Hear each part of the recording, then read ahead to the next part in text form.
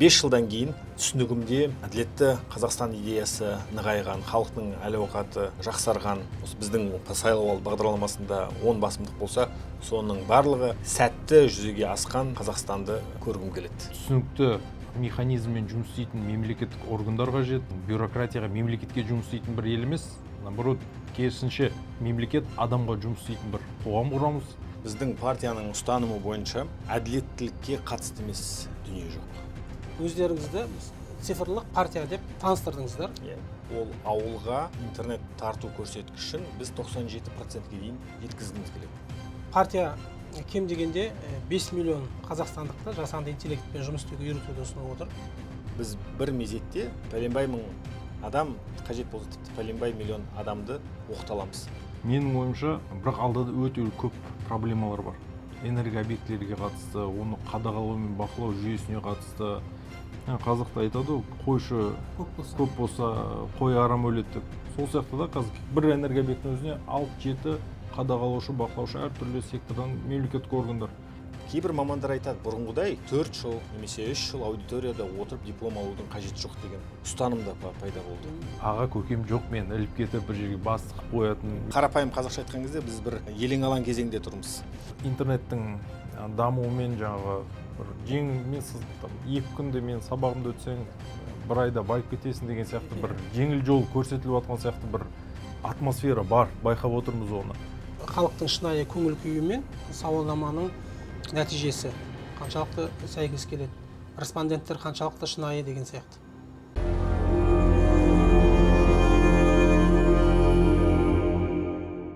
Ассалаумағалейкум, Адал Адам YouTube арнасының көрермені. Мен журналист Дәурен Сейтжанұлы. Кезекті сұхбатымызға құлақ тұрыңыз, лайк басыңыз, пікір жазыңыз. Сіздің қолдауыңыз біз үшін өте маңызды.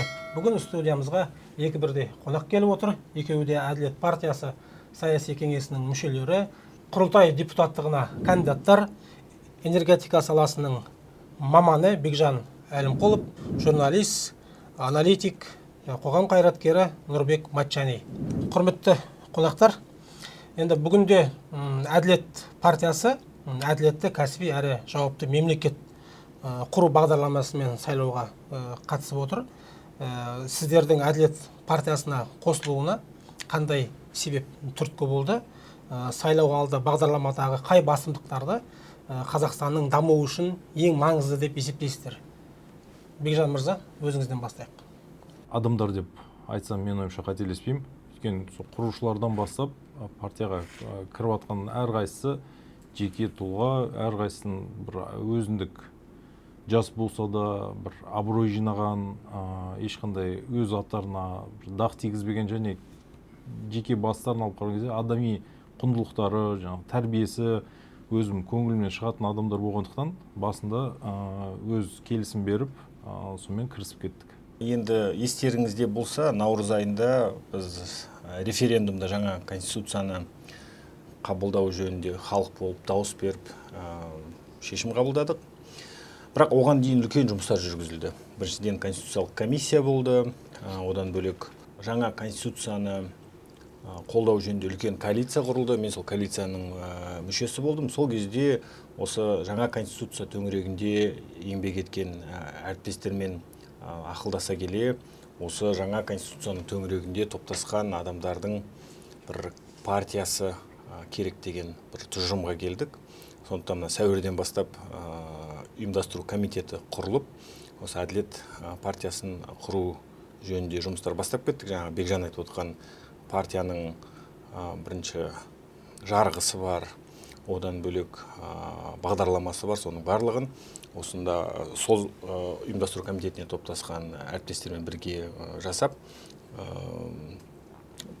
қысқаша айтатын болсам, маған осы жаңа конституция идеясы төңірегінде топтасу идеясы маған қатты ұнады. Сондықтан осындай партияның басқасында болуым керек деп шешім қабылдадым. Бекжан мырза, мынаны айтыңызшы, қазіргі заманда әсіресе елімізде энергетика мәселесі ең өзекті. Еліміздің энергетикалық қауіпсіздігін қамтамасыз ету сұрағы күн тәртібінде тұр.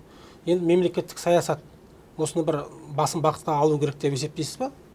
Әрине, энергетика дегеніміз экономиканың инфраструктурасы. мықты энергетикасыз мықты экономика құру мүмкін емес. Өйткені қазіргі заманда білесіз, кез келген осы керемет залда отырмыз, осы жердің өзін бір подкаст түсіру үшін де бір электрондар керек, бізге электроэнергия керек.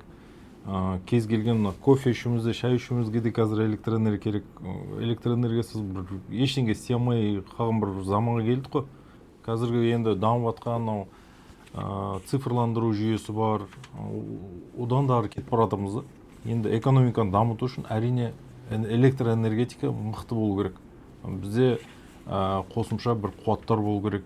Кез келген бір кәсіпкер, шетелдік болсын, қазақстандық бір кәсіпкер болсын, бірдеңке ашатын болса, не істейді? Ол барып жаңағы электроэнергия тарататын органнан өзіне бір рұқсат алады.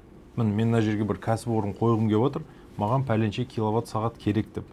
Енді елде ондай мүмкіндік болмаса, ол кәсіпорын ашамайды, бір өндіріс ашамайды. Өндіріс ашпағасын әрине экономикада дамымайды.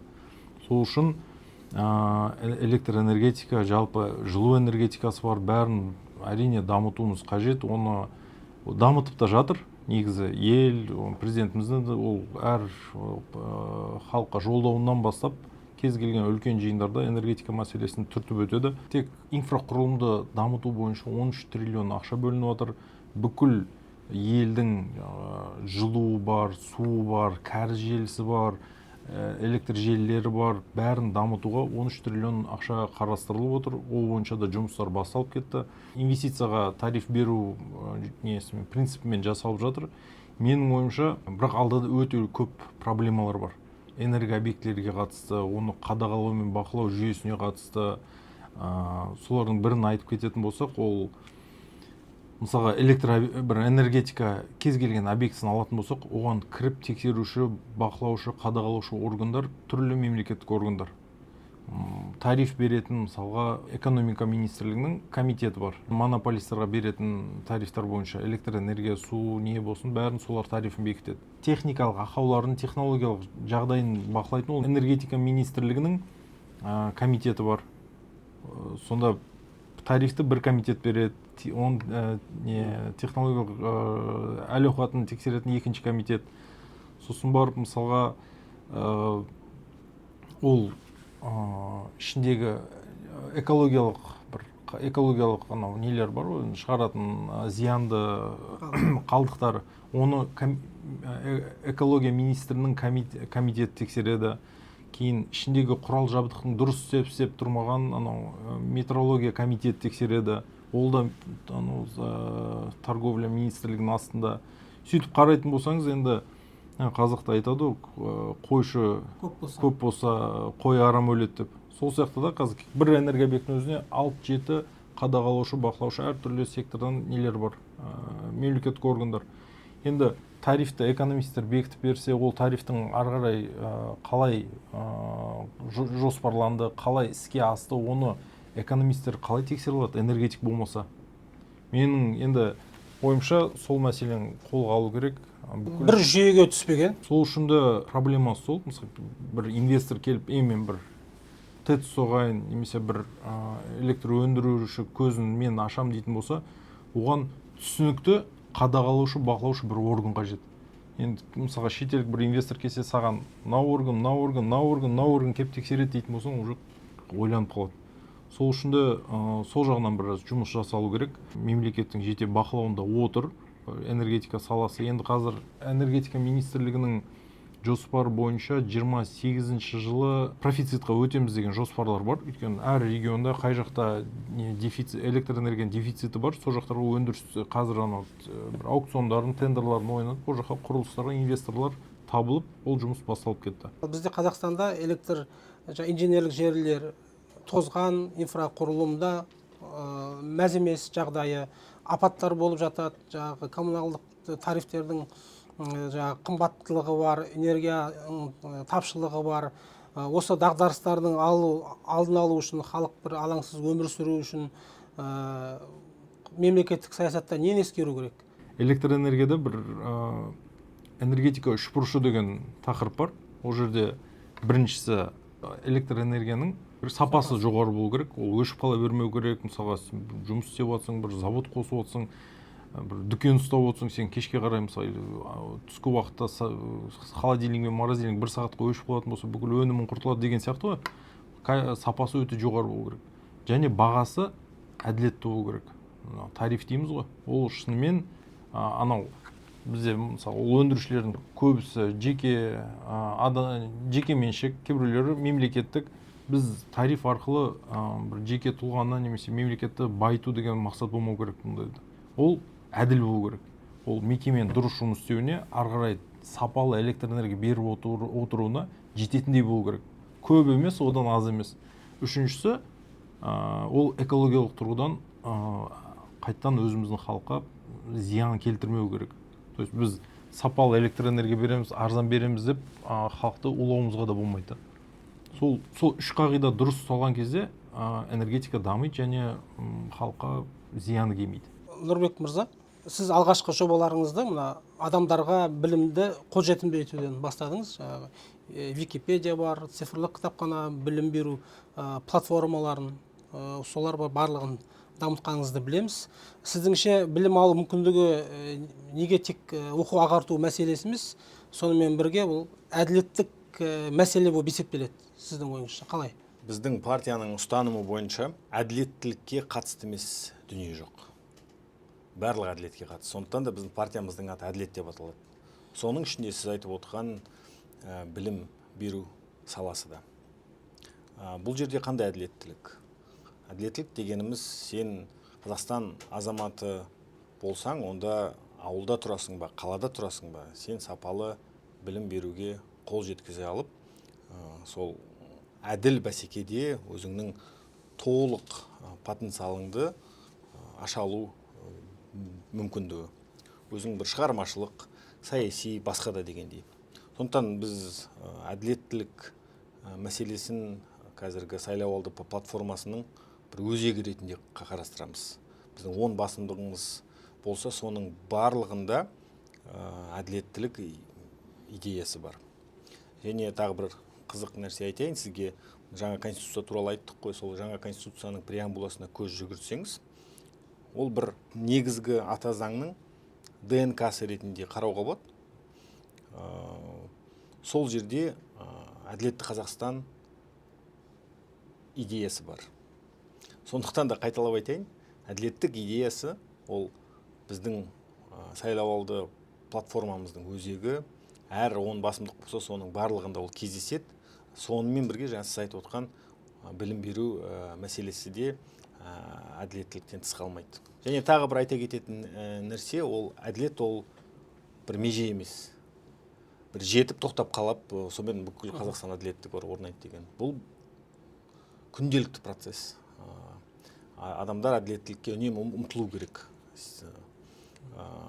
Сондықтан да біздің партиямыздың ұстанымы, партияластардың бойына сіңдірген құндылығы осы қай жерде жүрсе де, қай салаға қатысты шешім қабылдасақ та, бағдарлама ұсынсақ та, заң жобасын талқыласақ та, біздің призмамызда әділеттілік тұрады. Бұрын адам үйінің кілтін жоғалтудан қорқса, енді бүгінде смартфон жоғалтудан қорқады, өйткені оның ішінде бүкіл өмір жинаулы деп айтқан едіңіз. Шынында енді біз 3-4 сағат смартфонсыз қалсақ, бір жыннан айырылған бір бақсы құсап қаламыз. Бүгінде қарапайым Қазақстан азаматы цифрлық кеңістікте өзін қорғалғанын сезіну керек қой. Әділет партиясы бұл бағытта нені өзгерте алады, не көмектесе алады? Біріншіден, біз өзімізді цифрлы партия ретінде жиі айтып жүрміз. Бұл жай айтылған сөз емес, себебі біздің сайлауалды бағдарламамыздың бір басымдығы ол цифрлы мемлекет. Және цифрлы мемлекетке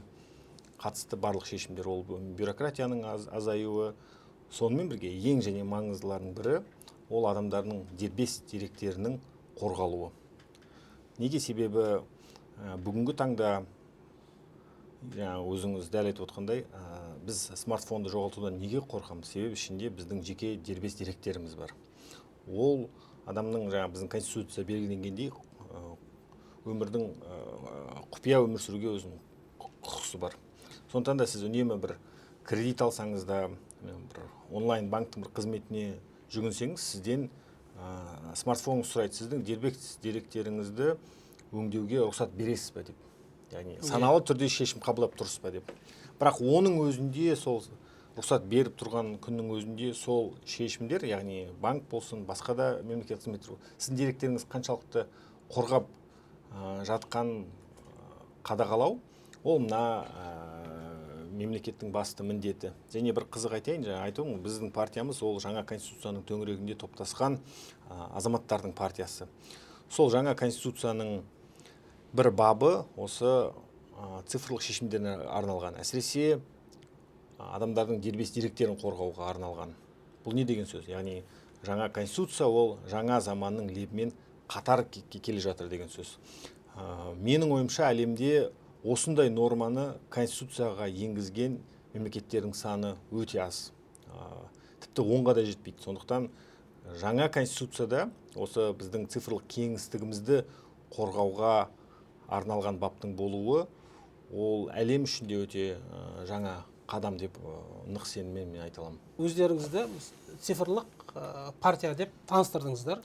Енді қазіргі біздің күнделікті өмірімізге қажетті барлық алгоритмдерді осы цифровизация қабылдайды ғой. Несие алуымыз болсын, әлеуметтік көмек тағайындау болсын, мемлекеттік қызмет көрсету деген сияқты.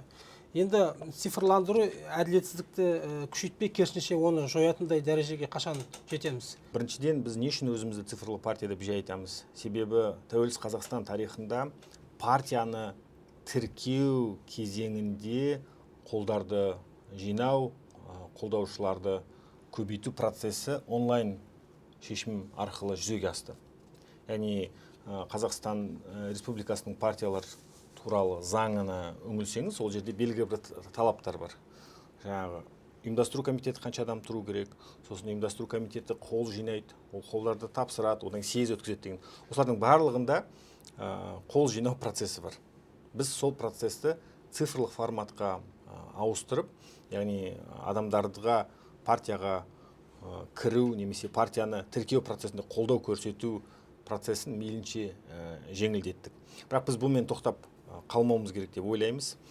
Қазір енді партия сәтті тіркеуден өткеннен кейін енді мүшелерді қабылдау, олардың ұсынысын тексеру, одан бөлек біздің партиямызға келетін кез келген ұсыныс талап тілектерді өңдеу, ол цифрлы форматта онлайн жүретін болады. Сондықтан енді қазірдің өзінде біздің дайын шешімдеріміз бар. Әділет партиясы .kz деген домен арқылы өтсеңіз, онда көп дүниелерді қазірдің өзінде көруге болады. Бірақ бұл басы ғана. Болашақта біз жасанды интеллектке байланысты шешімдерді қосамыз деп отырмыз. Цифрлық партия дегеніміз негізінен осы. Партия кем дегенде 5 миллион қазақстандықты жасанды интеллектпен жұмыс істеуге үйретуді ұсынып отыр. Бұл үлкен ауқымы кең жұмыс екені көрініп тұр. Енді жаңа технологиялар көбінесе мына ірі қала тұрғындарына, табысы жоғары азаматтарға қолжетімдірек сияқты көрінеді. Соларға артықшылық беріліп кетпеу үшін қалай бағыттарда жұмыс жасайсыздар? Бізде ауыл халқына да бұл сіздің бағыттарыңыз қажет қой. Сұрағыңыз өте орынды және өзекті. Неге? Себебі мемлекет басшысы Қасым-Жомарт Кемелұлы Тоқаев үнемі мына цифрландыру мәселесі, жасанды интеллект туралы айтып жүр. Тіпті жаңа министрлік құрылды, енді аты өзгеріп, сосын оны басқаратын министрдің дәрежесі премьер-министрдің орынбасары деңгейіне дейін көтерілді. Яғни бұл мемлекеттің фокусы қай салада екенін көрсетеді. Әрине біз саяси партия ретінде бұл трендтерден шет қала алмаймыз. Сондықтан да жаңа 5 миллион адамды оқыту мақсатын қойып отырмыз. Және сіз айтып отырған мәселе біздің алдымызда мүлде тұрған жоқ. Неге? Себебі біздің жаңа қабылданған сайлауалды платформамызға көз жүгіртсеңіз және осы мүмкіндікті пайдалана отырып осы көрермендерге айтатын бір өтінішім, біздің сайтымызға кіріп көрсеңіздер, біз қай жерде қалай істейміз және қандай сандарымен қандай нәтижеге қол жеткіземіз деген көрсеткіштер тұр. Соның ішінде жаңа 10 басымдық деп айттым, оның бірі ол қуатты өңірлер. Яғни өңір қуатты болса, онда еліміз қуатты болады. Сондықтан біз ауыл тұрғындарын, ауыл азаматтарын назардан тыс қалдырмаймыз. Керек десеңіз, тіпті бірінші кезекте осы сіз айтып отқан жасанды интеллектке оқыту мәселесі сол ауыл тұрғындарына бағытталған. Неге? Жаңа Бекжан өте бір дұрыс санды айтып кетті. Сіздің тағы да бір сұрағыңыз болу керек, егер ауылда интернет жоқ болса, олар қалай оқиды деген сияқты. Тағы да бір біздің қол жеткізгіміз келетін көрсеткіш, ол ауылға интернет тарту көрсеткішін біз 97%-ге дейін жеткізгіміз келеді. Енді бұл қарап отырсақ, 100%-ға жақын. Яғни ауыл тұрғындардың барлығы біріншіден интернетке қол жеткізеді. Соның арқасында жасанды интеллект дағдыларын меңгеруге мүмкіндік алады. Сондықтан тағы да қайталап айтайын, бұл жерде қайта негізгі фокус өңірлерде ауыл тұрғындарына жасалған. Бұл сол ауыл азаматтарының күнде қарқынды дамып келе жатқан технологияны меңгеруіне және сол арқылы бір табысты жұмысқа орналасып, өзінің әл-ауқатын жақсартуға мүмкіндік алатын бір тамаша бастама деп өз басым ойлаймын. Бұл 5 миллион адам деген бұл жаппай халықты жасанды интеллектке бір баулу үйрету деген сөз ғой енді. Солай айтсақ қателеспейміз деп ойлаймын. Басқа мемлекеттерде мұндай бағдарлама бар ма? Шын айтсам, нақты қазір мына мемлекетте осындай бағдарлама бар деп айта алмаймын. Бірақ бір анық тренд, ол қазір әлем жаппай осы жасанды интеллект бағытына бұрылып жатыр. Бұл жерде екі түрлі ұстаным бар. Біреуі техно-оптимистер, яғни техно-оптимистердің ұстанымы бойынша жасанды интеллект технологиялардың дамуымен бізде жаңа жұмыс орындары ашылады, жаңа мүмкіндіктер туады, және сол арқылы адамзат бұрын соңды шеше алмаған күрделі мәселелерді оңай шешеді деген ұстаным. Екінші сол техно-пессимистер. Олардың түсінігінде жасанды интеллект жұмыс орындарын жояды, жаппай жұмыссыздық орнайды, адамдардың әл-ауқаты төмендеп кетеді деген. Менің ойымша, енді біздің партия осы техно-оптимистердің қатарында, яғни заман бір орында тұрмайды. Біз заманның өзгеруіне сай еңбек нарығын қадағалап отыруымыз керек. Еңбек нарығында қандай өзгерістер бар, қандай мамандықтар жойылып бара жатыр, қандай мамандықтар сұранысқа ие деген. Мына 5 миллион адамды оқыту деген осы еңбек нарығына тез бейімделе алу қажеттілігінен туындаған бір бастама деп айтуға болады. Бұдан және бұл әлемде болып жатқан мәселе. Тағы да егер сұрағыңыз қайталайтын болса, басқа елдерде қандай бағдарлама қабылданып жатыр деген менде ақпарат жоқ. Бірақ біздің логикамыз, біздің ұстанымыз осындай қажеттіліктен туындады десем болады. Бұған әлеуеттеріңіз жете ме, әлде жай бір декорация үшін айтылған сөз емес пе? Қалай? 5 миллион деген үлкен цифр ғой. Сіз қазір 5 миллион адам деп айтқан кезде елдердің барлығына ойына келетіні бір сыныпта, партада отырып оқытуға қаншалықты бірінші физикалық кеңістік жетеді, және соның барлығын біз қалайша оқытылған жақсы оқытушылармен қамтамасыз етеміз деген сұрақ шығар. Ертең өтірік сертификат беретін жағдайлар көріп жүрміз ғой өмірде. Сондай болып қалмай ма деген? Жоқ, бұл жерде жасанды интеллект және онлайн оқыту технологияларының кереметі сол. Біз бір мезетте пәленбай мың адам, қажет болса тіпті пәленбай миллион адамды оқыта аламыз.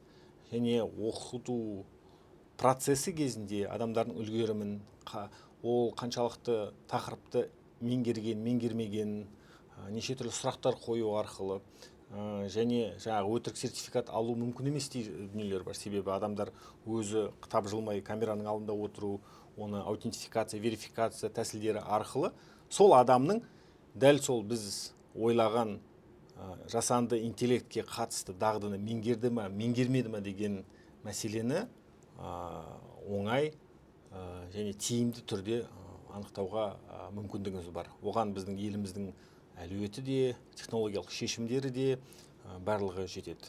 Сіз айтқандай болса, бұл өте жақсы жоспар. Өзіңіздің өмірбайыңызды қарап шықтым. Инженерлік біліміңіз бар екен, одан бөлек білім беру, медиа, әлеуметтану салаларында, мемлекеттік басқару бағыттарында да тәжірибеңіз бар. Бүгінде Қазақстанда қандай мамандар тапшы? Әсіресе бізге мына экономикалық бағытта кадрлар аса қажет. Осы кадрларды даярлау үшін қандай өзгерістер керек бізге? Енді менің қолымда нақты статистика жоқ, бірақ менің білуімше айтып отырмын ғой, жаңа еңбек нарығы қазір күн өткен сайын өте жылдам өзгеріп жатыр. Кейбір мамандықтар қазір мүлде сұранысқа ие емес. Кейбір мамандықтар енді пайда болып жатыр.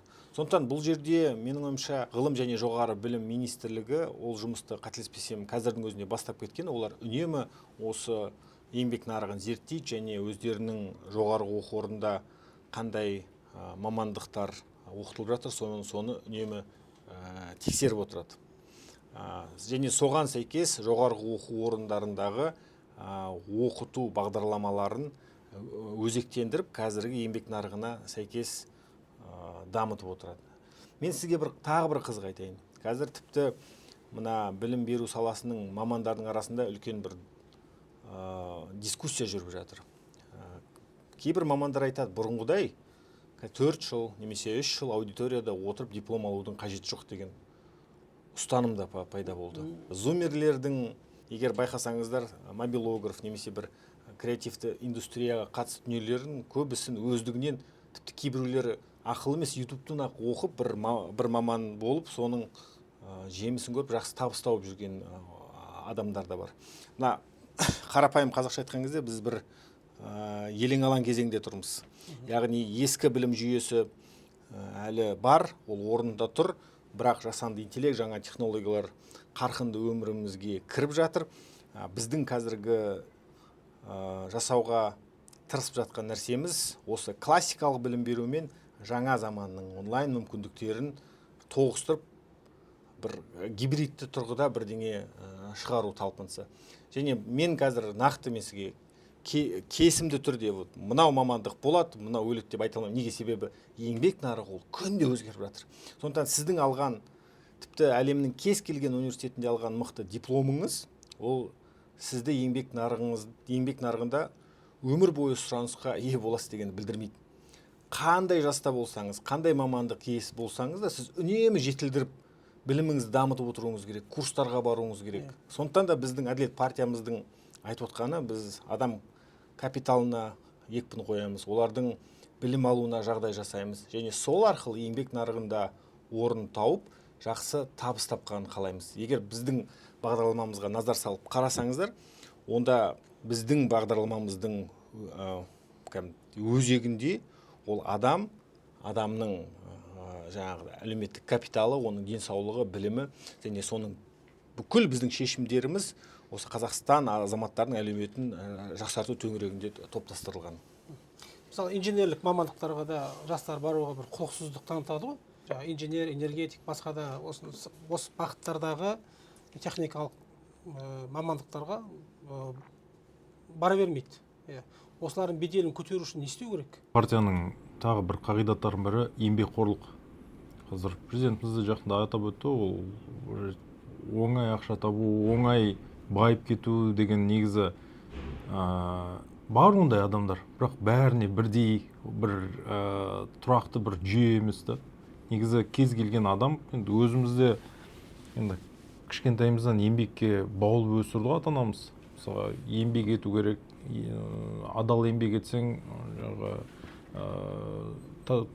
жолың ашылады, жаңағы үлкен жетістіктерге жетесің, білім алу керек, білімнің арқасында сен жақсы қызмет, жақсы жұмыс атқара аласың деген сияқты бір тәрбиелік нелер болды ғой өзімізде кішкентайымыздан. Ал енді қазіргі заманда бір интернеттің дамуымен жаңағы бір екі күнде мен сабағымды өтсең, бір айда байып кетесің деген сияқты бір жеңіл жол көрсетіліп жатқан сияқты бір атмосфера бар, байқап отырмыз оны. Енді бұл жерде кез келген жас буын дейік, олар кез келген буын ғой, енді тек адал еңбектің, үлкен еңбек тердің арқасында ғана жаңағы бір жетістікке жетеміз деген бір адам ішінде бір ой болу керек. Сол бағытта жұмыс істеу керек. Жақсы жұмыс істеу үшін не қажет? Адамның өзінің қабілеті болу керек. Қабілетін дамыту үшін не қажет? Білім қажет. Енді жаңағы білімді де қазір ғана өздеріңіз айтып өттіңіздер, бізде мықты әрбір ауылда, әрбір ауданда, әрбір облыста бәріне бірдей әділ қолжетімді білім болатын болса, кез келген адам бұл Астанада тұра ма, немесе бір ауылдық өңірде тұра ма, бірдей білімге деген мүмкіндік берілсе, ол адамдар жастайынан мен мысалға ешқандай аға көкем жоқ, мен іліп кетіп бір жерге бас тығып қоятын, менің әкем бір жерді тіреп тұрған жоқ, шешем бір жерді билеп тұрған жоқ деген сияқты, мен тек қана өзіме сенім керекпін, өзімнің қабілетіме сенім керекпін деген кезде партияның жаңа атап өткен қағидаттарына сай ол білім алу керек. Кішкентайынан білім аласың, және ол тек қана жаңағы мектепті бір алтын белгіге бітірдім, бір университет бітірдім, болды енді мен өмір бойы мықты қызметке жетуге жолым ашылды деген әңгіме жоқ. Яғни сананы сауықтыру керек қой жастардың.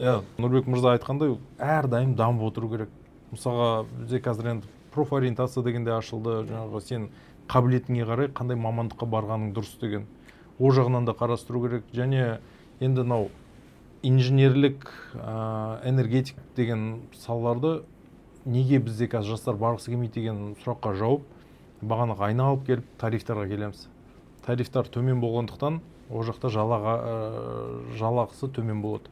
Жалақысы төмен болғаннан кейін нарықтық экономикада өмір сүріп жатырмыз. Сіз ешкімді қолынан алып, сен мына жақта істейсің деп айта алмайсыз қазір. Ол адам өзі құлшынып баратын бір нарық жұмыс орны болу керек. Енді жастар мүлдем бармайды деп айтуға да болмайды. Өйткені инженерлік, ондай мамандықтарға да жастар барып жатыр дегенмен жаңағы тек табысына байланысты болып тұр ғой негізгі. Әрине. Басты мәселе. Табысына байланысты. Ал ертең қаншалықты цифрландыру жүйесі дамыса да, қандай мықты дәрежеге, деңгейге жетсе де, бізге инженерлер энергетика саласында болсын, өндіріс саласында болсын қажет болады. Және олардың да жалақысы жақсы болса, олардың да қолдау, бір мекемелердің оларға да аса маңызды бір көңіл бөлуі, міндетті түрде ол жаққа, ол экономика секторына жастар тартуға бір өзінің тетігі болады. Енді партия бағдарламасында отандық өндірісті дамытуға ерекше көңіл бөлінген. Мысалы электр станцияларын салу, инженерлік желілерді жаңғырту, басқа да мемлекеттік жобалар отандық өндірісті дамытуға, әрі Қазақстанда жаңа жұмыс орындарын ашуға, құруға қалай ықпал етуге тиіс? Енді экономиканы дамыту дегеніміз не? Қарапайым тілмен айтқанда, ішкі өнімді көтеру, өндірісті көтеру. Ішкі өндіріс деген не? Ол өзіміздің елімізде көп жаңа өндірістер ашу, бар өндірістердің қуатын көбейту. Өндірісті қалай көбейтеміз? Қайттан бағанағы білімге келеміз. Сен білім алмағанда, білімсіз адаммен мысалға бір ортаға қосары аз болады ғой. Мысалға білім бар адам, білім жоқ адам деп екі адамды алайықшы. Қай адам ортасына бір ішкі өнімділігін арттыра алады. Ол жерде сол білімнің арқасында мықты мамандар пайда болады, мықты кәсіпкерлер пайда болады, мықты білімді адамдар көбейген сайын ішкі өнімнің де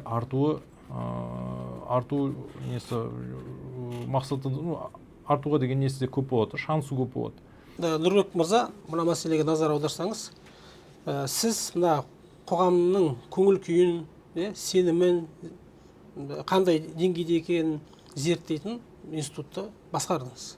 Бүгінде мемлекет халықтың қалай өмір сүріп жатқанын қаншалықты шынайы түсінеді, біледі.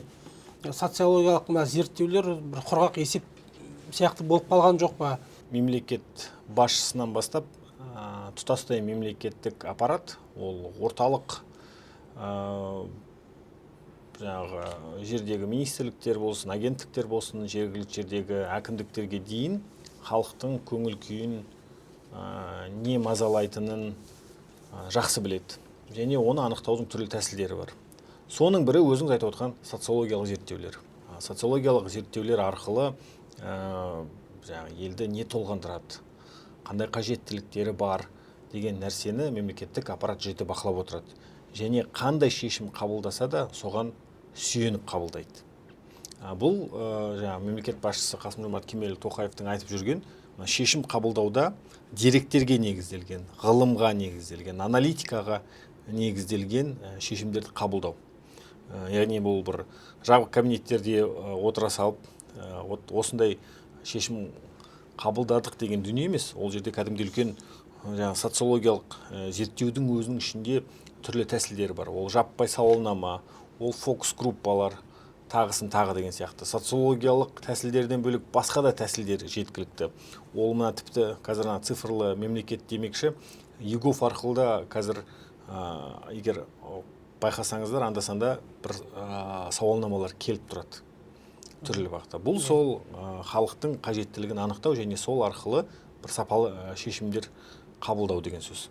Қысқаша айтатын болсам, мемлекет халықтың көңіл күйін жіті бақылап отыр және оны бақылаудың түрлі тетіктері, тәсілдері бар, оны кеңінен қолданып жатыр және соның арқасында мейлінше халықтың әл-ауқатын жақсартуға арналған шешімдер қабылданып жатыр деп айтуға болады. Халықтың шынайы көңіл күйі мен сауалнаманың нәтижесі қаншалықты сәйкес келеді, респонденттер қаншалықты шынайы деген сияқты. Бір мысал бола ма? Енді мен өзім жұмыс істеген Қазақстандық қоғамдық даму институтында біз осы сенім деңгейін анықтадық. Көп министрліктердің, әкімдіктердің, премьер-министрдің басқа дегендей. Бұл енді тек қана соған сүйеніп қабылдады деп айту артық шығар. Бірақ егер белгілі бір әкімдіктердің көрсеткіштері нашарлап кетсе, онда біз енді тек қана сол біздің ұсынысымызды немесе біздің зерттеуіміздің нәтижесінде сонда шешім қабылдады деп айта алмаймын. Бірақ соған әсер етті деп ойлаймын. Сол кейбір өңірлердің көрсеткіштері нашарлап кеткен кезде, яғни ол қандай? Шарт түрде егер бір облысты алатын болсақ, ол жерде қандай сұрақ қойылады? Көшелердің сапасына көңіліңіз тола ма? Коммуналдық қызметтерден бастап, жалпы саябақтар ұнай ма? Халық мына тұратын қалаңыз, ауылыңыз, ауданыңыз тұруға жайлы ма деген сияқты түрлі сұрақтар қойылады.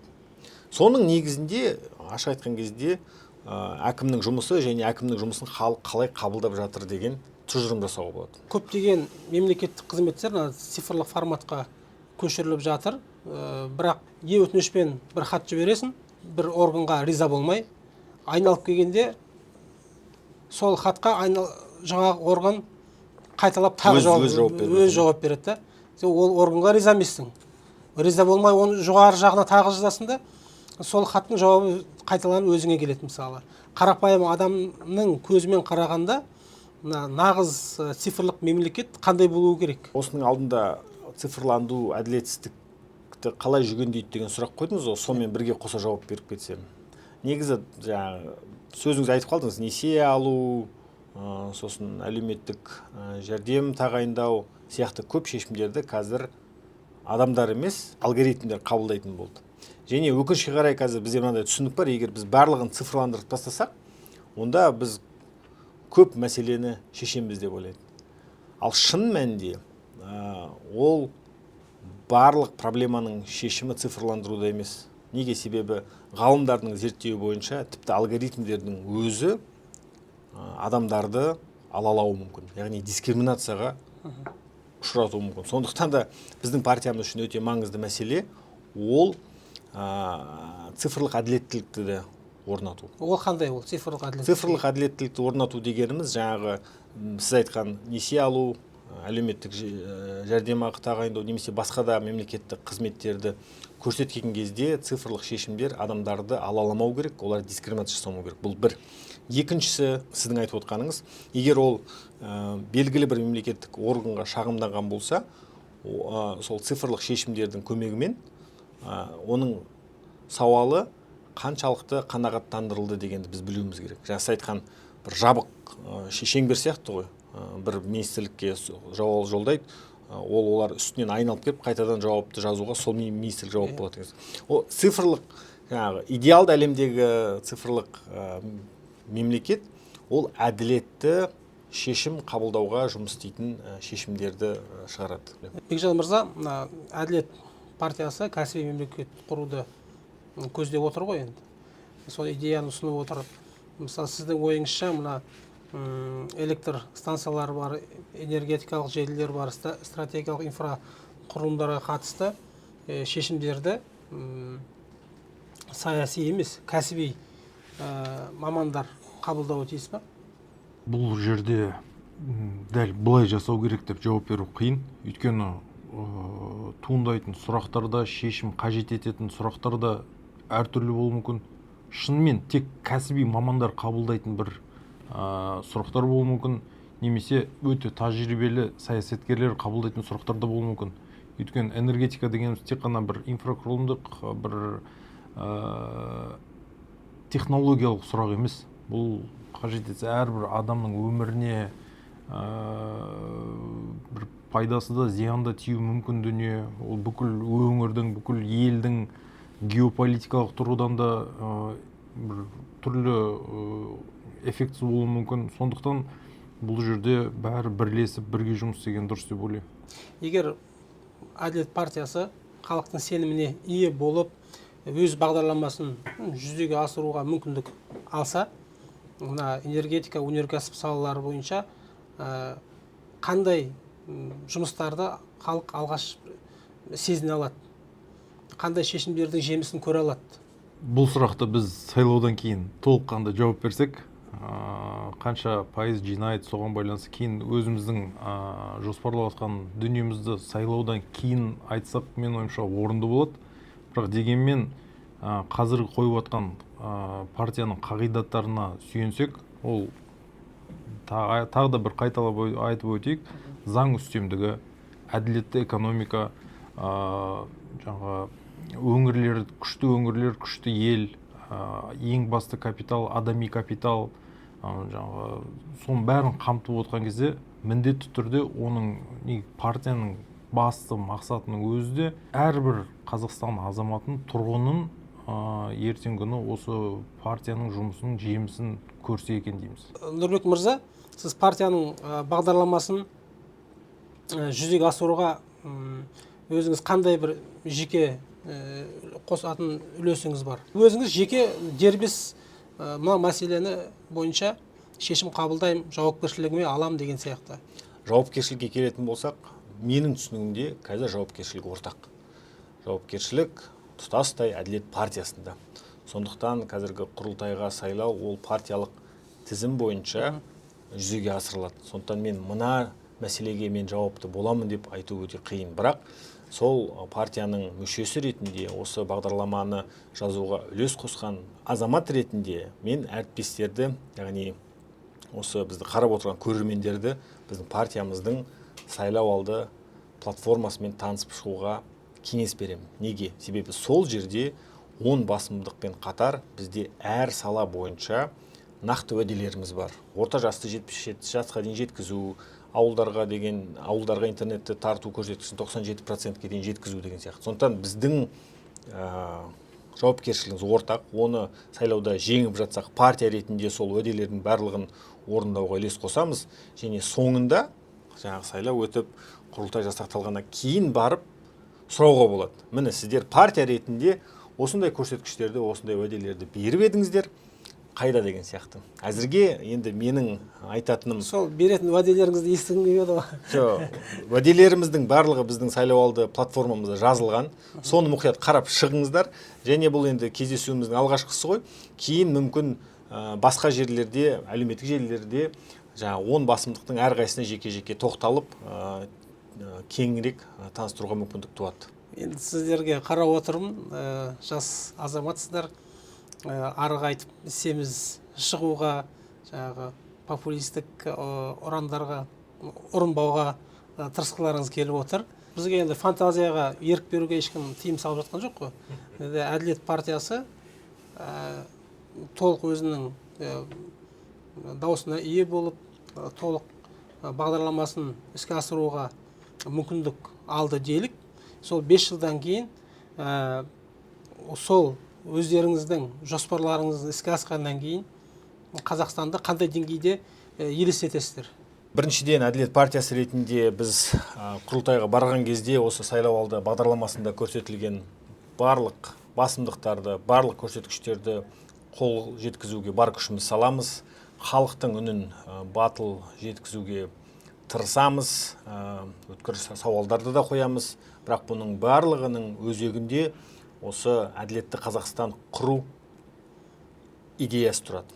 Сондықтан 5 жылдан кейін менің былай түсінігімде әділетті Қазақстан идеясы нығайған, халықтың әл-ауқаты жақсарған және мына экологиясы таза, осы біздің сайлауалды бағдарламасында 10 басымдық болса, соның барлығы сәтті жүзеге асқан Қазақстанды көргім келеді. Бекжан мырза.